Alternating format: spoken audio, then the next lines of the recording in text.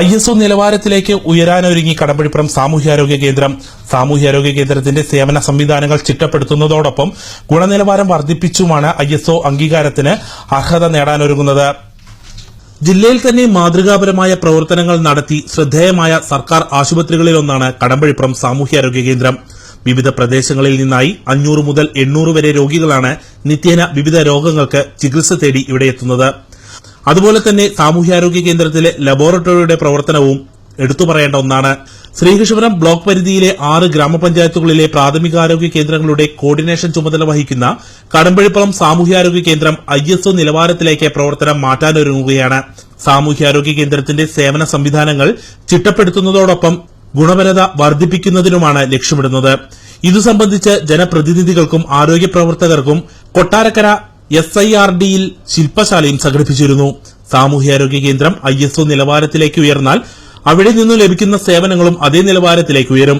അതോടൊപ്പം ജീവനക്കാരുടെ എണ്ണത്തിലും വർധനവുണ്ടാകും.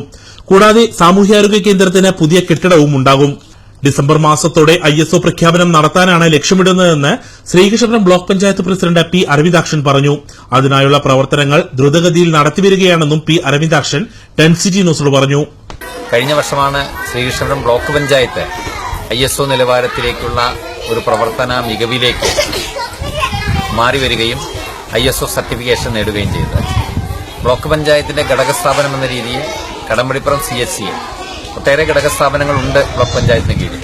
അതിലേറ്റവും ജനങ്ങൾ ആശ്രയിക്കുന്ന, ജനങ്ങൾ വന്നുപോകുന്ന ഒരു കേന്ദ്രം എന്ന രീതിയിലാണ് ആദ്യ പരിഗണന CHC നൽകിക്കൊണ്ട് കടമ്പഴിപ്പുറം സാമൂഹ്യാരോഗ്യ കേന്ദ്രത്തെ അതിന്റെ പ്രവർത്തന മികവിലേക്ക് ഉയർത്താൻ വേണ്ടി തീരുമാനിച്ചിട്ടുള്ളത്.